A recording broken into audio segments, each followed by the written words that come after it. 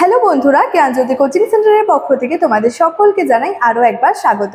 আজকের ক্লাসে তোমাদের সঙ্গে আলোচনা করব তোমরা যারা বিকেইউ অর্থাৎ বাঁকুড়া ইউনিভার্সিটির অধীনস্থ বিভিন্ন কলেজগুলোতে পড়াশোনা করছো, তোমাদের জন্য আজকের ক্লাসে third semester major history paper 3 থেকে কিন্তু আরও একটি গুরুত্বপূর্ণ টপিক নিয়ে আলোচনা করব।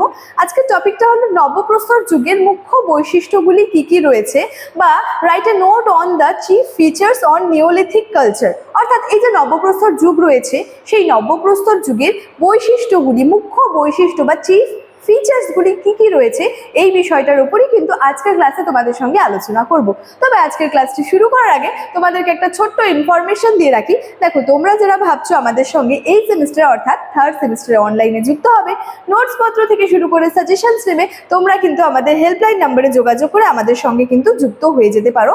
দুটো হেল্পলাইন নাম্বার রয়েছে আমাদের, একটা হলো 7076398606 এবং আরেকটা হলো 6295916282। এই দুটি নাম্বারের মধ্যে কিন্তু যে কোনো একটি নাম্বারে যোগাযোগ করে আমাদের সঙ্গে যুক্ত হয়ে যেতে পারো। এবং তোমাদের থার্ড সেমিস্টারের যে কোর্স ফিটা রাখা হয়েছে সেটা কিন্তু শুধুমাত্র 599 রুপিস রাখা হয়েছে। এই 599 রুপিসের বিনিময়ে তোমরা পেয়ে যাচ্ছ, তোমরা কিন্তু পুরো সেমিস্টারটা ক্লিয়ার করতে পারছো। তার সাথে সাথে তোমরা কিন্তু তোমাদের সেমিস্টারের যাবতীয় নোটসপত্র এবং সাজেশনসগুলো কিন্তু পেয়ে যাচ্ছ। তো তোমরা যারা যারা ভাবছো আমাদের সঙ্গে অনলাইনে যুক্ত হবে, আমাদের হেল্পলাইন নাম্বারে যোগাযোগ করে আমাদের সঙ্গে যুক্ত হয়ে যেতে পারো। দেরি না করে আজকে আলোচনা আমি শুরু করছি। দেখো, প্রথমেই বললাম আজকের ক্লাসে আলোচনা করব নবপ্রস্তর যুগের যে মুখ্য বৈশিষ্ট্যগুলি রয়েছে, অর্থাৎ যে বৈশিষ্ট্যগুলি কি কি রয়েছে নবপ্রস্তর যুগে, এই বিষয়টার উপরই কিন্তু আজকের ক্লাসে আলোচনা করব। সেক্ষেত্রে কি বলা যায়, এই জায়গাটা একটু স্কিপ করবে, ঠিক আছে? আচ্ছা, বলছে নবপ্রস্তর যুগে প্রকৃতির ওপর নির্ভরশীলতা থেকে রেহাই পাওয়ার জন্য মানুষজন কি করেছিল, কৃষির আবিষ্কার করে অর্থনৈতিক বিপ্লব কিন্তু ঘটিয়েছিল। তাহলে এই যে প্রস্তর, প্রথমে বলি যে এই প্রস্তর যুগ যেটা রয়েছে, প্রস্তর যুগ বলতে কি বোঝানো হচ্ছে? প্রস্তর যুগ বলতে সেই যুগটাকে বোঝানো হচ্ছে যে যুগের মানুষ তাদের দৈনন্দিন জীবনের ক্ষেত্রে, দৈনন্দিন জীবনযাত্রার ক্ষেত্রে বিভিন্ন জিনিস তৈরির ক্ষেত্রে অস্ত্র শস্ত্র হাতিয়ার তারা শুধুমাত্র পাথরের ব্যবহার করতো, কোনো রকমের ধাতুর ব্যবহার করতে তারা শেখেনি। সেই যুগটাকে কিন্তু আমরা প্রস্তর যুগ বলছি। এবং প্রস্তর যুগের যে আনুমানিক যে সময়সীমাটা রয়েছে, সেই সময়সীমার উপর ভিত্তি করে কিন্তু এই প্রস্তর যুগকে তিনটি ভাগে ভাগ করা হচ্ছে। একটা হচ্ছে প্রাচীন প্রস্তর যুগ, একটা হচ্ছে মধ্যপ্রস্তর যুগ এবং আরেকটা হচ্ছে যে নব্যপ্রস্তর যুগ। তো নব্যপ্রস্তর যুগে কি বলা হচ্ছে, যে নবপ্রস্তর যুগে প্রকৃতির ওপর নির্ভরশীলতা থেকে রেহাই পাওয়ার জন্য কি করেছিল মানুষজন, এই যুগের মানুষজন কি করেছিল, কৃষির আবিষ্কার করেছিল। এবং যখন কৃষির আবিষ্কার হচ্ছে, এর ফলে কি হচ্ছে, অর্থনৈতিক ক্ষেত্রে একটা কি বিপ্লব সংগঠিত হচ্ছে। তাহলে কি হতো, প্রাচীন প্রস্তর যুগ কিন্তু মানে বিভিন্ন প্রাচীন প্রস্তর যুগ, মধ্যপ্রস্তর যুগ, নবপ্রস্তর যুগের এসে কিন্তু, অর্থাৎ প্রাচীন প্রস্তর যুগ এবং মধ্যপ্রস্তর যুগের থেকে কিন্তু নবপ্রস্তর যুগে এসে কিন্তু অনেকটা কি দেখা যাচ্ছে, চেঞ্জেস দেখা যাচ্ছে, অনেকটা কিন্তু পরিবর্তন ঘটছে।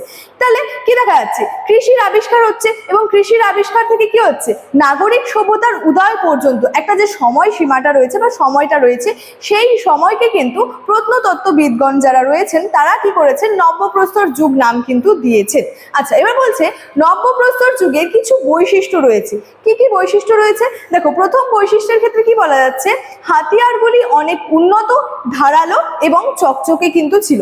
তাহলে নবপ্রস্তর যুগের এসে কি দেখা যাচ্ছে, হাতিয়ারগুলি কেমন ধরনের ছিল, অনেকটা উন্নত মানের ছিল।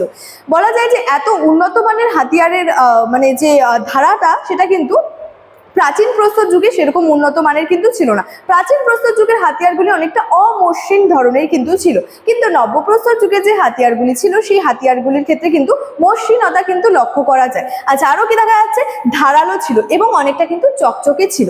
যেমন কি বলা যাচ্ছে যে বর্ষা ফলক, হারপুন, তীর ফলক, ছোড়া ইত্যাদিকে তারা কিন্তু হাতিয়ার হিসেবে ব্যবহার করত। 2 নম্বর বৈশিষ্ট্যের ক্ষেত্রে কি বলা যাচ্ছে, মানুষ স্থায়ী বসবাস করতে কিন্তু শুরু করেছিল।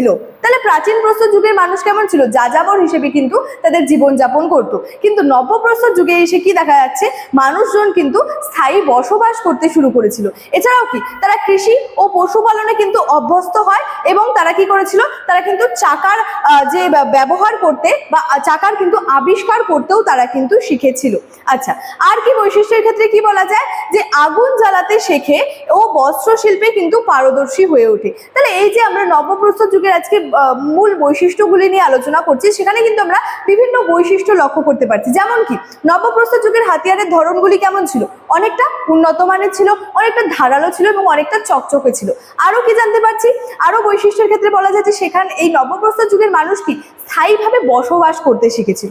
আরো কি জানতে পারছি? যে তারা কৃষিকাজ ও পশুপালনে কিন্তু অভ্যস্ত হয়ে পড়েছিল। এর সাথে সাথে কি তারা কিন্তু চাকার আবিষ্কার করতেও কিন্তু শিখেছিল। তাহলে নবপ্রস্তর যুগের বিভিন্ন বৈশিষ্ট্য নিয়ে কিন্তু আজকের ক্লাসে আমি আলোচনা করলাম এবং আজকে আমার আলোচনা কিন্তু এতটাই ছিল। সমস্ত রকমের যে ইনফরমেশন রয়েছে কোর্স ফি সংক্রান্ত, কন্ট্যাক্ট নাম্বার সংক্রান্ত যে ইনফরমেশন ভিডিওর শুরুতেই কিন্তু তোমাদেরকে আমি জানিয়ে রেখেছিলাম। চলো আজকের ক্লাস এতটাই, দেখা হচ্ছে পরবর্তী ক্লাসে। তোমরা সকলেই ভালো থেকো, সুস্থ থেকো। Thank you so much, thanks for watching.